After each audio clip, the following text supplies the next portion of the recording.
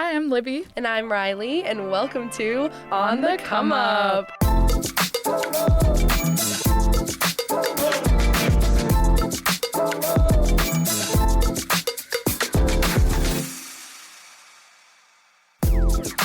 Hey besties! Hi besties! Welcome back. We are so excited to be back with you.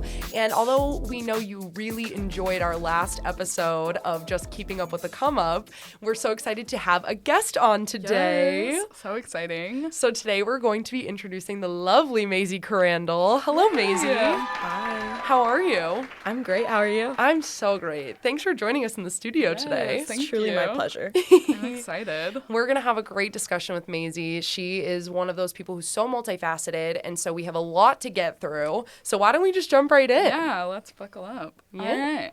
Let's, get into it. Tell us a little bit about where you grew up. You're a Toledo native? Yeah, so I grew up in Sylvania, Ohio. I actually went elementary through high school with Riley. Sylvania Nice. represent. Sylvania, rise up. But yeah, I just Toledo native, hung out, back. I love that. So true.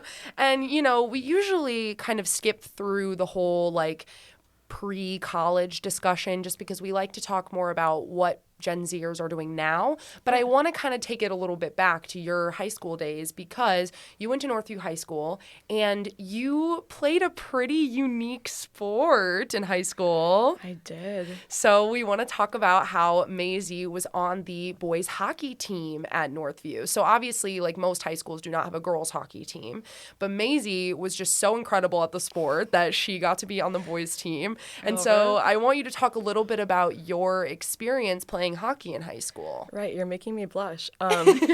Yeah, so I think high school hockey, I grew up playing with the boys. So until this point, it wasn't really anything major. I didn't really think of it being any different. The boys are great. I love the boys. I think that there was some hesitation on whether I could play or not at that level, which was really hard to manage. And then also just being a young woman in a locker room sometimes was also pretty difficult. So, Yeah.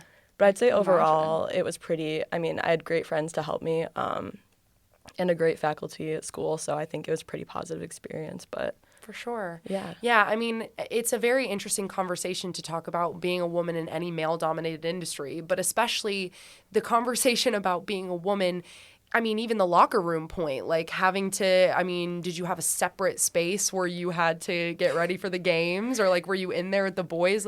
Talk a little bit about what it was like for you to be a woman in a male-dominated sport. Right. So for the locker room, we had a coach's room separate from the main locker room, and I got dressed in the coach's room, which looking back seems pretty weird now that I say that out loud, but it was actually really fine because it locked both sides, so I'd be in there by myself. That's good. The overall though, the boys were my best friends. Most of them I grew up with for a very long time, and then my senior year I was able to play with my little brother, so that was pretty awesome as well. Yeah, And then that's all so of his special. Right, yeah, and so it was cool to share that moment with him, and then all of his friends were also my friends because we grew up together. It was pretty hard. They are kind of crazy. Do you feel like it gave you kind of a unique set of skills for the game? I don't really know the experience that you had with other women hockey players and if they grew up kind of doing the same thing, being on the boys teams and stuff like that. But for you, talk about what that was like to, gain all of that experience playing with these guys who you had to constantly be proving yourself. Playing the girls' game is pretty fundamentally different. The girls can't hit. They can hit. There's body contact, I think, is the rule. Yeah. But not body checking. So they are a lot more technical and I think deliberate in their movements. Where I think guys, it's almost more reckless because you don't have to stick check. You just check. Right. So I think there's a little bit more. Almost it's very delicate in a really cool and fascinating way when you look at it almost like it's art. Yeah. When you play with the girls, but the guys is also just so much fun because it's so fast paced. Right. You always have to be thinking ahead. You always have to think 2-3 moves ahead. So I think it made me a better player in that I could read the game really well because I had to.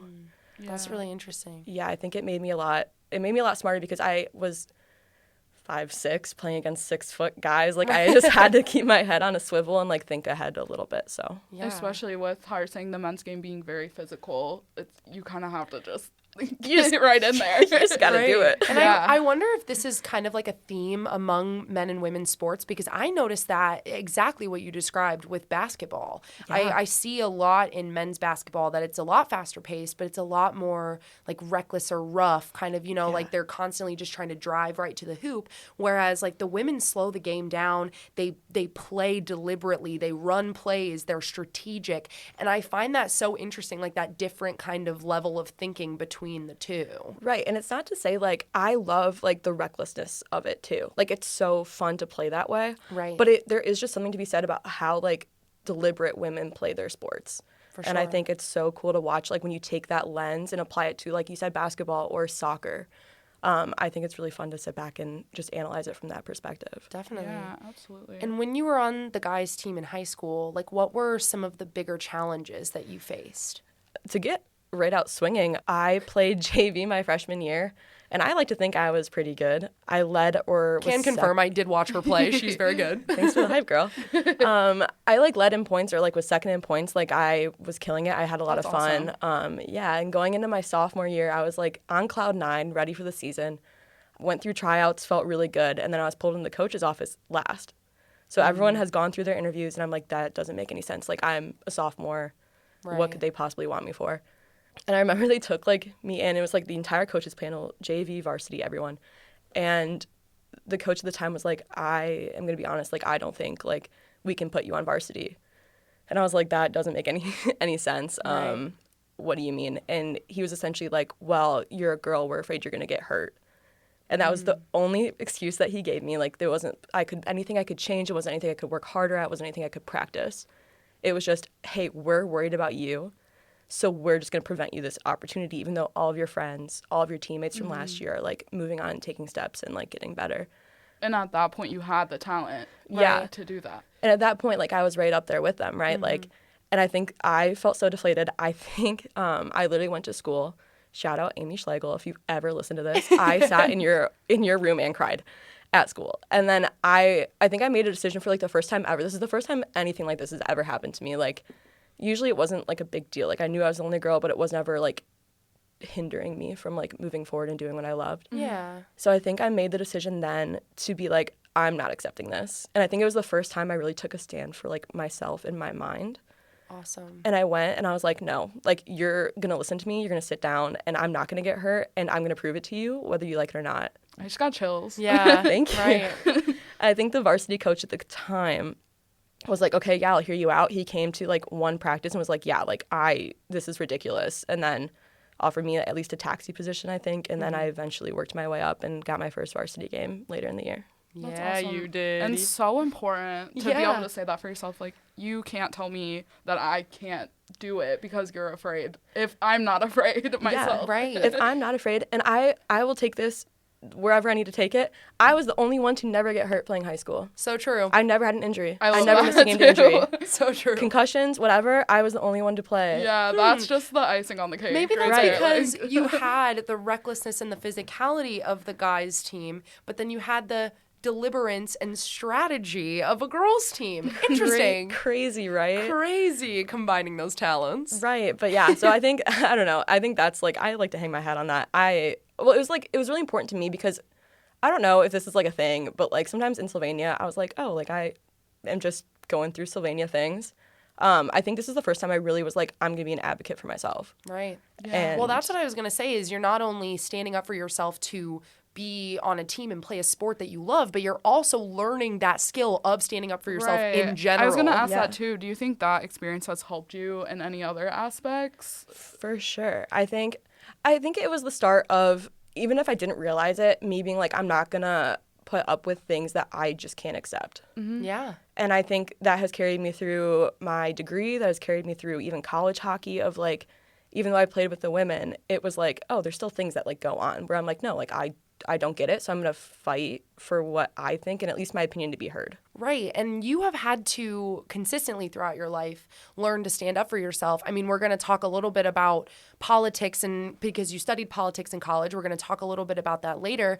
But I mean, even when you were in high school and like entering college, you were starting to kind of come to grips with your sexuality as a lesbian woman and trying to figure out, you know, how you were going to, in, you know, Sylvania's a little bit more of like a heterosexual environment, right? And so trying to figure out how you were going to stand up for yourself and navigate that. So I would imagine that the experience of standing up for yourself as a woman in a male space also kind of carried over to then you standing up for yourself as a queer woman in a heterosexual space. Oh, for sure. And I think the important thing about like learning to advocate for yourself is that you still do it. Right. So I think like even recently, I mean, I've always been proud of my sexuality, but I think even recently I've really just been like, no, I'm doing whatever I want. I'm not harming anyone. It's just who I am. Like, so I won't apologize and won't walk back on who I am for your comfort. Right. I love that. And that's so important. Yeah, and I think it's been really important to me, like, over this last year, too. Like, there's been a lot of things that have kind of gone on for me. But I think what it has done is it's given me the space to really reflect on what I want in my life and where I'm headed. And I think that's helped with the advocacy part as well. Yeah, absolutely. And so, you know, we want to come back to the advocacy portion of this and the, you know, discourse conversation a little bit later. But we do want to go back and talk a little bit about going from Northview to then you ended up going to the University of Miami. Yeah, talk to us about that. You know, what did you study and what do you think really drew you to Miami University? Oh, guys, I'm so glad we brought this up. I don't know. I was the oldest kid. I didn't know where I wanted to go to school. Even going into senior year, I knew I wanted to play hockey, but also, like, I played with the boys. Like, no one's really coming to watch the girl on a boys varsity team in Ohio. Like, truly. I mean, there's so many great clubs in Michigan and Minnesota and all these places, Boston. Like, there's so many great programs, AAA, travel leagues. So I knew that I needed to prioritize my education probably over anything, and I still didn't know what I wanted to do. My Aunt Sue went to Miami. Shout out Aunt Sue. Shout out Aunt Sue, me and Riley's second grade teacher. And I think one day she was like, hey, like, I'm going to head down. Like, would you be interested? And I was kind of, like, reaching out to, the coach was Scott at the time. And I was like, yeah, like, I'll come down and, like, have a little visit. And I went down there with her and Emma. And it literally changed my life. I walked on campus and I was like, no, like, something magical is going to happen here. Yeah. And I think it did. I love Miami. I love my girls. Shout out Miami women's hockey. You guys are the best. I miss you. But yeah, I studied political science. I got my bachelor's and my master's in political science. And then I played women's hockey. I adore them. I miss them every day. Yeah. Talk about why you chose political science then. I mean, obviously hockey was a priority and you fell in love with the women's hockey team there. But what about political science really came to you? Yeah, I was actually just having this conversation last night because we were talking about someone going into college. And I was like, no, I changed my major probably 3 times the first semester. Right. I didn't know what I wanted to do, but I knew what I liked learning about. And I think for me, that's what was most important. That's very relatable. Yeah. That was my experience too. I was like, I don't know where I want to end up, but I know that this is what I'm enjoying for right now. And I don't think we've ever had anybody on the podcast. We've had a lot of people talk about changing their major, but I don't think we've ever had anybody put it like that. Like, I didn't know what I wanted to do, but I knew what I wanted to learn about. I think that's really prolific. I always said, like, there's one thing about me, like, I just love learning. Like, if I could be a student for the rest of my life, I would be completely content. Truth. So I was like, no, like, if I'm going to sit in a classroom, I don't know what I'm going to do. There's so many options, but something will fall into my lap if I'm doing what I care about. Yeah. I love that. That's really awesome. And my best subjects, the ones that I always was most fascinated about was history, A-push in high school, like government and it was just like, I loved learning about it. I loved the space and I loved the debate. Like, I loved the fact that there wasn't a truth in a way. I loved like just hearing every story, every side, and like the ability to make conclusions and to just keep learning. Yeah. Well, I think it's interesting. I mean, in all of your advocacy for yourself, like, you are so fascinated by these debates where people are advocating for their beliefs. Right. And so I feel like, of course, like, it's a natural correlation that you would be so invested in something where there's such a huge advocacy component. Yeah, I think that is the most interesting part is like, I love just hearing what people have to say. Yeah.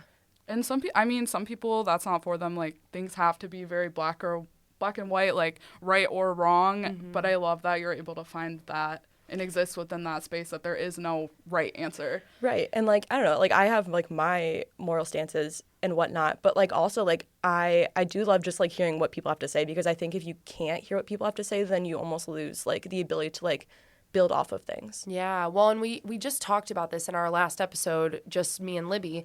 We were discussing how there's not a lot of space for conversation with decorum these days. And it's so interesting for somebody like you who is in the stereotypical generation of like, you know, I'm not going to listen to you. I'm going to stand up for what I believe in, and that's going to be that, da-da-da.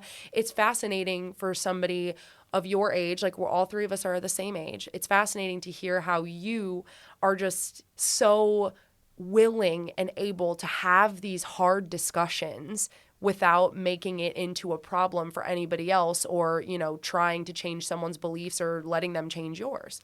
Right. And I think that's like a lesson that you have to learn too. And I think that does stem kind of back to hockey. Like, I didn't have to like what they said, but I did have to hear what they were saying, because in that is like what needed to happen. Right. Mm-hmm. So I think like in hard conversations, you kind of just learn to have them, especially in those classes, especially in, you go through life and like you either have those conversations or you don't, but I think everyone's a lot better for having hard conversations. Well, and you know, things happen for a reason. So it's like maybe, I mean, you're an extremely hard worker, but maybe had you have just been put on the varsity, no problem, you wouldn't have worked as hard. You wouldn't have pushed yourself the way that you did. No, truly, I think about that a lot. And I think it gave me, I was floating through life in a way where I was like, yeah, like I didn't have any quorum. Like I had no problems in swimming. And like I was just hanging out, doing my thing.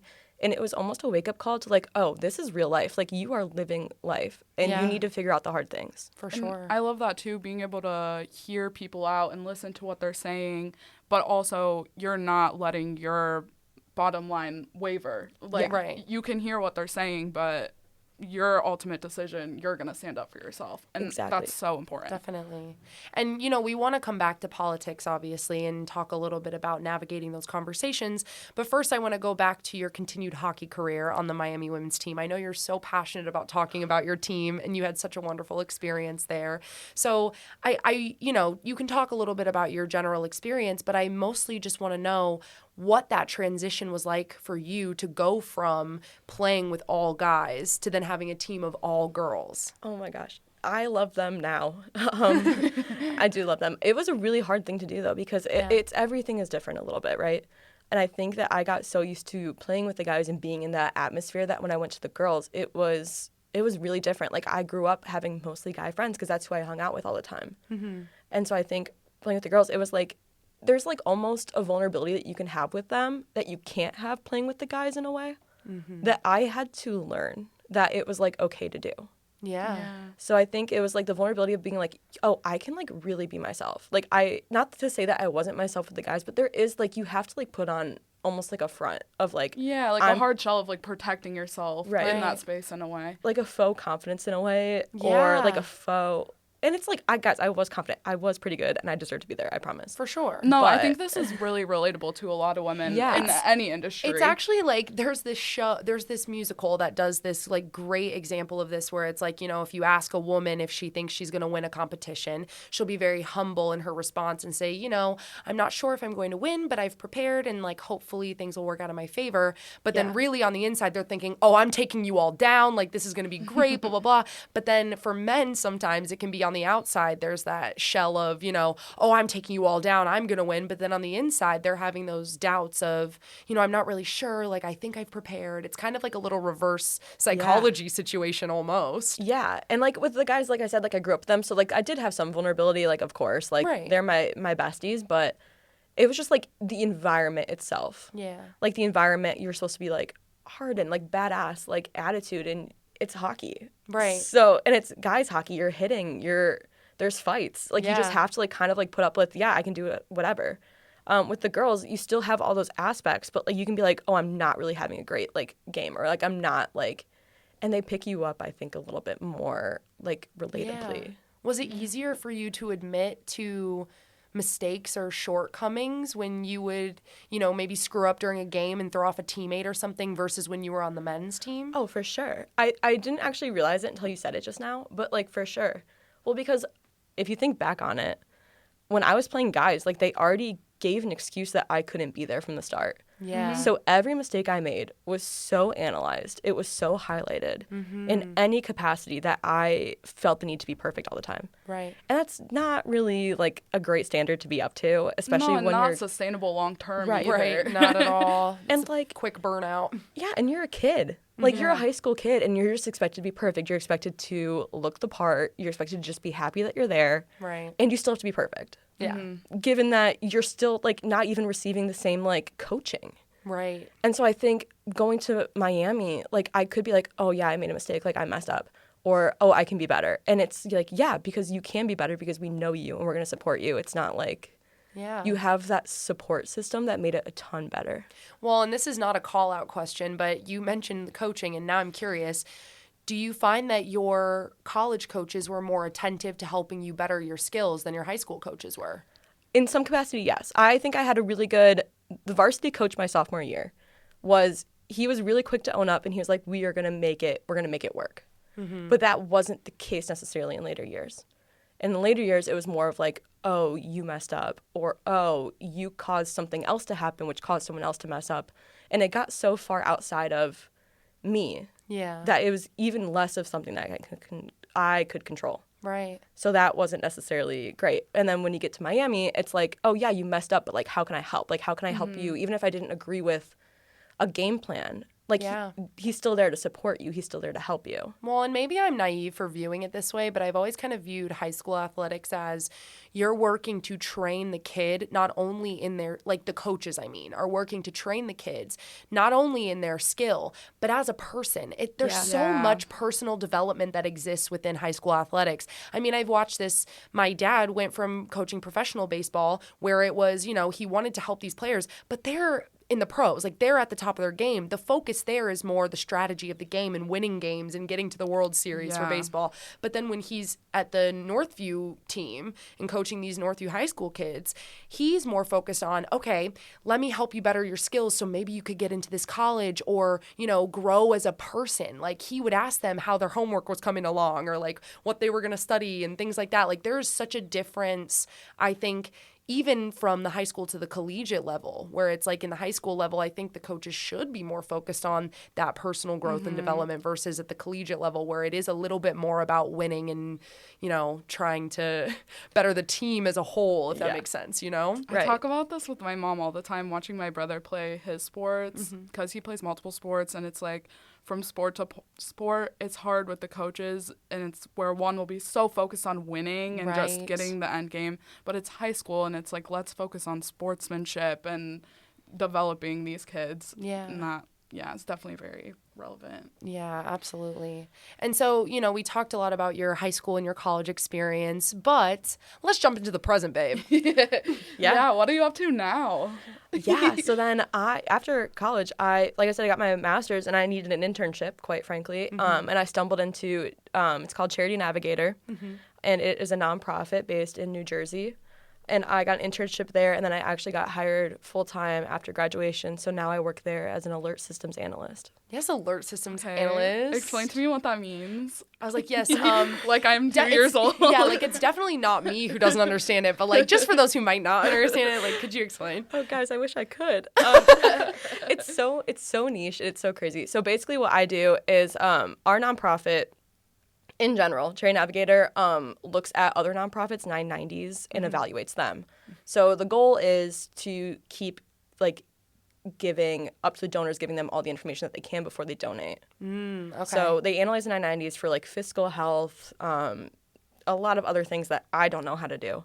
But what I do know how to do is the alerts, which we have news nets. So I look at the news all day and I see if a nonprofit has committed what we call misbehaviors. So embezzlement, fraud, any kind of abuse or scandal. And I essentially put it into a document. It gets voted on by a committee of people.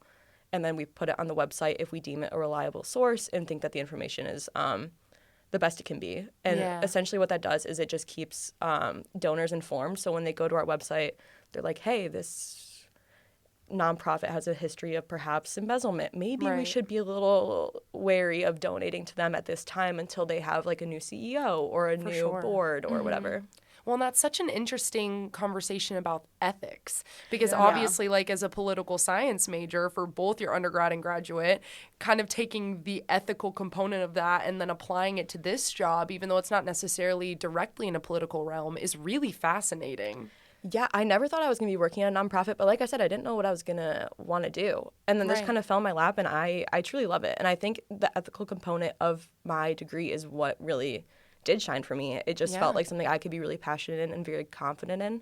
Mm-hmm. And that just kind of led me to what I'm doing now. How do you feel like your poli-sci degree has kind of helped you navigate that workplace environment? I know you work remotely, but still just, working with your coworkers or just with the material in general. Well, I think less to do with my major, but more to do with the circumstance of the time is that I was remote for some of college, most of college. And then I transitioned right into a remote workspace. So I think I had a lot of learning curve because it went from students that I kind of already knew from my classes and we were just like remote to not knowing all of these adults who have been working in the sector for a long time from across the country that now I have to meet with. Yeah. So I think it was almost, like I said, a wake-up call as well to like, oh, this is work, but it's not necessarily the traditional workplace. Right. But that being said, like poli-sci, you have to have a lot of hard conversations. You have to learn how to handle a lot of conversations and express your beliefs, but be respectful. And I think in any workplace, those are great skills to have, is listening to people. Yeah. Definitely. And it's almost like you're, sorry. No, you're fine. It's almost like you're taking your skills for advocating for yourself, then to advocate for donors and look out for these nonprofits who are maybe not doing the best job. Yeah. Advocacy has been your invisible string theory all along. I love this. The more we're talking, the more I'm like, wow, advocacy is really coming up a lot here. But yeah, I think it's too important. Like, it's not even against nonprofits. Like, the nonprofit sector, like, I love, but like, guys, if you're doing things, like, just fix it, please. And then it'll be gone. I promise. You're like, just be ethical, I beg. I literally beg. Ethical, I beg. So a little bit of a harder question is then with your poli-sci degree, how, I should preface by saying we grew up in an area that was a little bit mixed in terms of political beliefs. I would say, a little bit more like conservative or right-leaning. And, we don't have to get into personal politics here. But I am just curious as to how you have kind of grown your own beliefs. Like, obviously, you've been listening to these new perspectives. You've come up with your own moral compass. Now, how do you apply that to these difficult conversations that you have to have with people who definitely do not agree with the things that you think? Yeah, I don't know. I think with me, at least, like, in terms of growth, right? Like, I think, like I said, growing up in Sylvania, it's almost like this bubble to the real world. Yeah. And my bubble, theoretically, conceptually, was popped when I had my wake-up call in high school. And it's like, no, this is the real world. Like, even outside of Sylvania, like, other things are going on. Definitely. Right. And I think that I took that lesson and then moved it to college, and I met people. I think one of my best friends, like, grew up in, like, Manhattan. Like, one of my best friends, like, they're from, like, California. They're from all across the country. And just to hear of the world outside of where you grew up is such a liberating experience. Yeah, definitely. And I just was so fascinated by it. And I was like, even if I don't agree or even if I have questions, like, just the ability to sit back and hear how you grew up and hear your story in your hometown, and just realizing that there's so much more than just this area. Yeah. It was just so fascinating to me. And I think I took that into my own personal beliefs. And then coming back, I think it's just a wake-up call to be like, oh, like, I don't even know if people really get this. So, like, I'll talk because not that I can talk for other people, but I'm like, oh, there's so many other things going on. Like, did you guys know about this or did you hear about this? It is interesting. I will say, like, I can't imagine what it's like to grow up somewhere like a bigger city, like in New York City or Los Angeles or something like that, where you are constantly in a melting pot of different perspectives.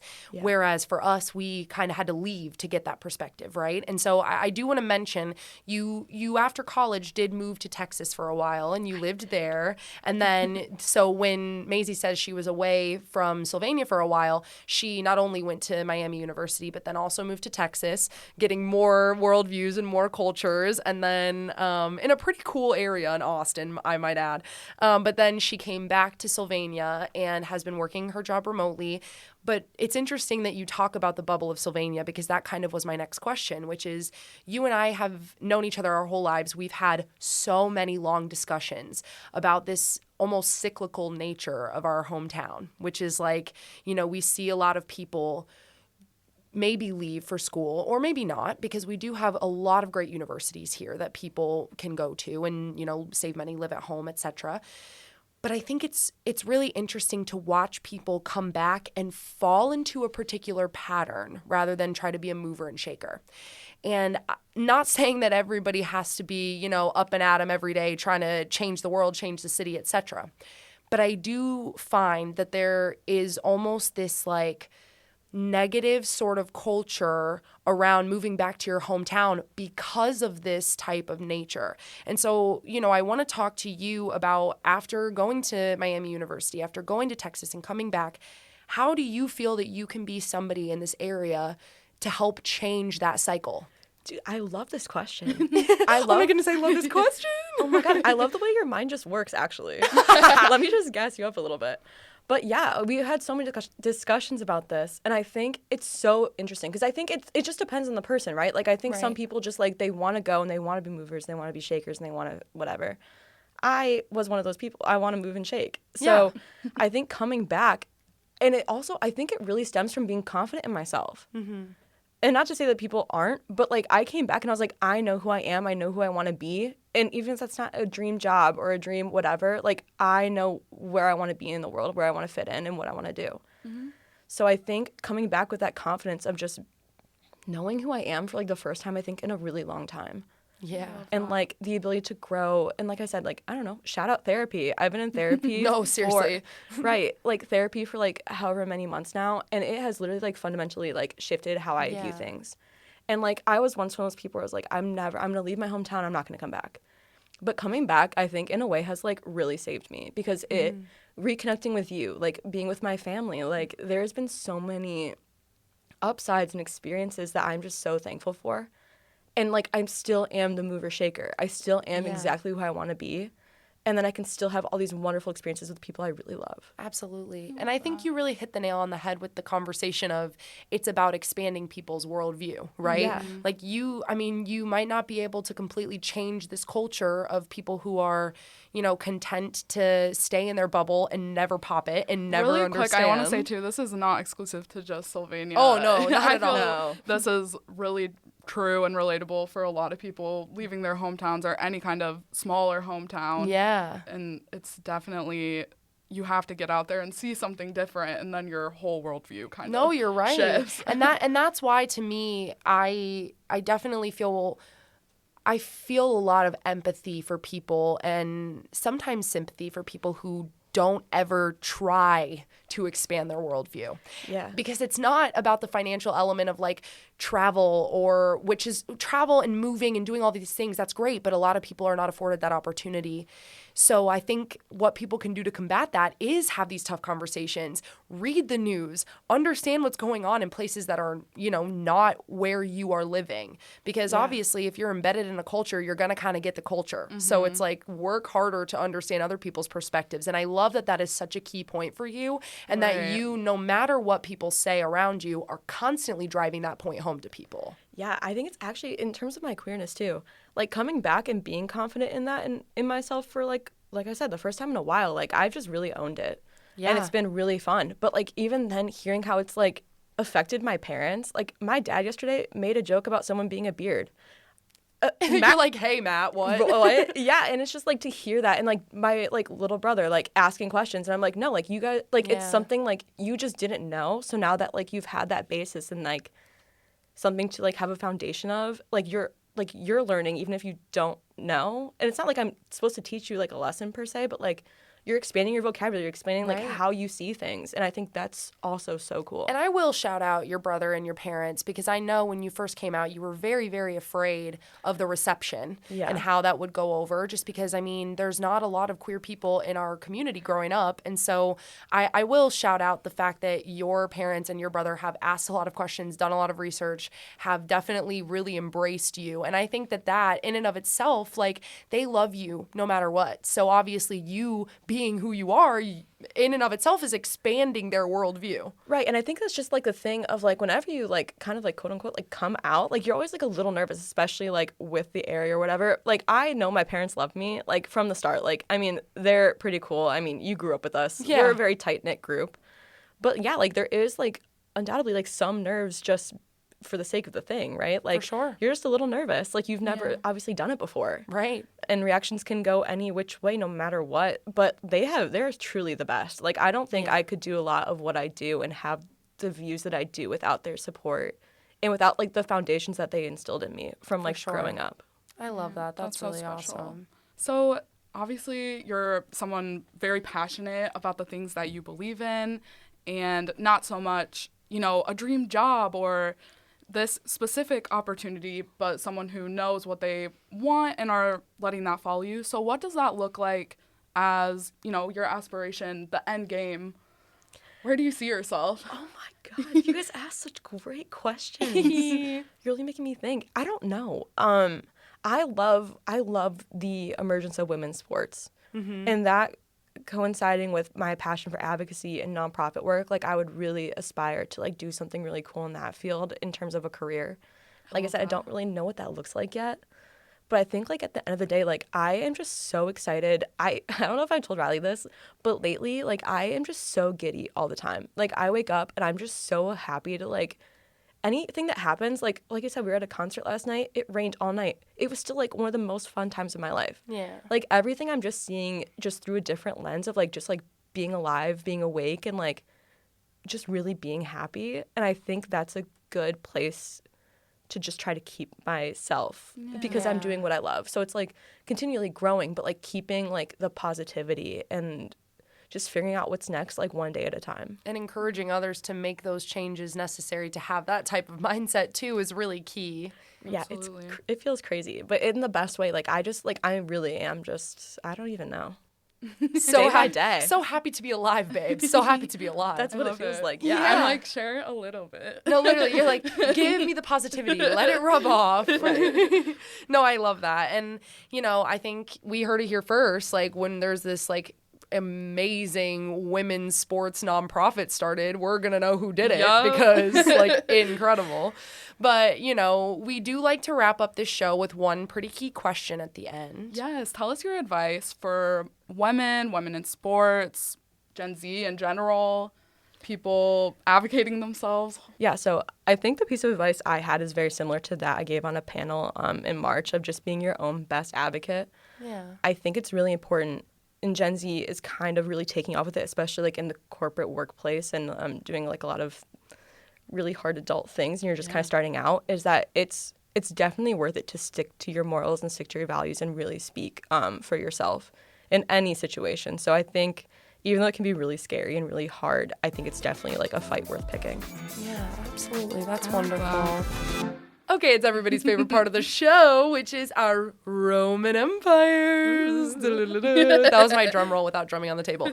Anyway, so let's kick it off. Libby has a pretty sentimental one today, so let's kick it off with Libby. I'm gonna get a little sappy. My mom has been crocheting lately, probably since COVID, and she's so talented. It's crazy. She makes bags, stuffed animals, like decorations. I remember at Christmas she made a crocheted like Christmas lights and hung it up all over our house. It was adorable. She's making Halloween stuff right now. It's legitimately incredible, actually. I love it so much. She always has something new to show me, and it always looks so much better. But the thing that I really want to talk about is how much she doubts herself. It's crazy. Real. She doesn't think that it's good. She is like, oh, you know, whatever. And I'm like, Mom, you could sell this for so much. Like, we're like, open an Etsy shop, girlfriend. Like, right you're now. crazy. And no, seriously, like, she gave me a crocheted bag, and she, like, lined it with this really pretty lining. It's, like, little rainbow on the outside. It's so beautiful. I love it so much. And I just am like, girl, you're so talented. And I told her, I was like, can you make me a ghost for Halloween? Because I want a little crochet ghost. I'm so jealous. Can she make me something? Yeah, of course. Yes. Of course. Listen up. You got a new order coming in from Maizy. Right. I know you're listening right now. It's awesome. But I think it's a good reminder for me that that imposter syndrome and kind of self-doubt exists at any age. Yeah. And we always have to be constantly striving to get over that. And I'm like, even to my own mom right now, I know you're listening. Hi, Mom. I love you. Hi, Mom. But I'm like, I'm so proud of you. And I love that I'm able to help push her in that way and hype her up. And That's I so hope sweet. she keeps making awesome stuff because I love it. Aww. Well, now I'd like to talk about Subway. So let's kick it over to the sandwich shop. And no, this is actually legitimately my Roman Empire. Great memories there. No, I know, right? So for those of you who don't know, I was a #sandwich artist when I was in high school.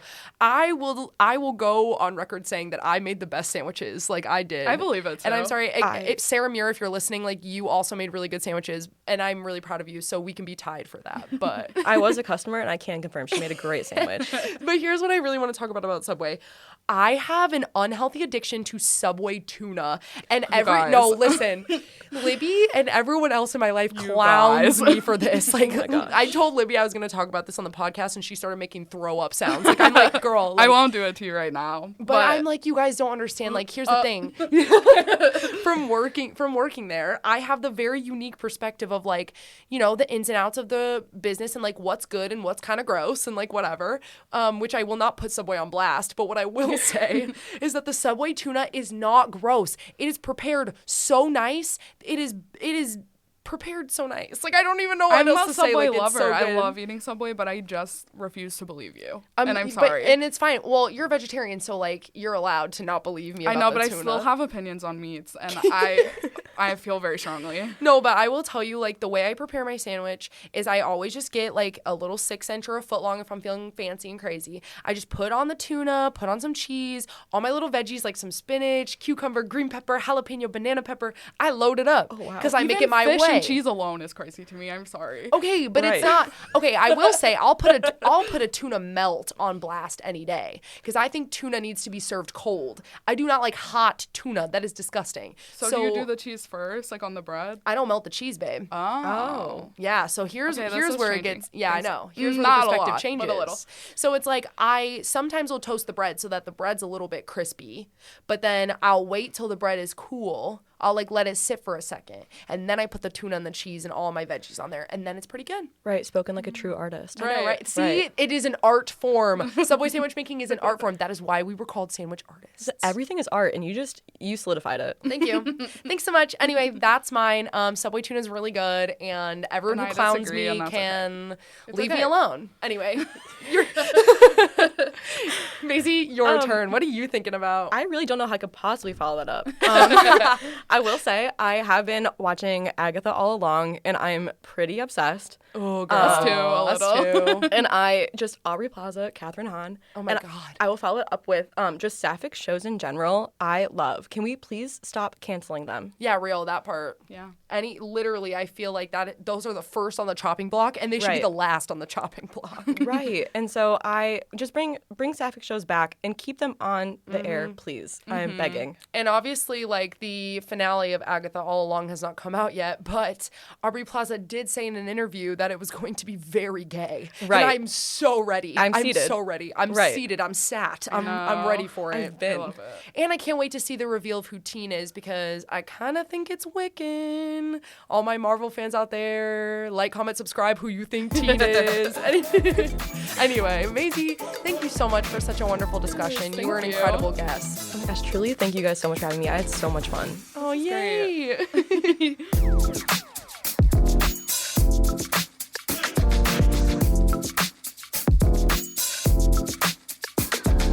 We want to thank Maizy Crandall, our guests on today's show. We're your hosts and producers, Libby and Riley, and our executive producer is the wonderful and amazing Chris Piper. If you have any questions, comments, or you just want to listen again, go to wgte.org/comeup or wherever you stream your podcast. Bye, besties.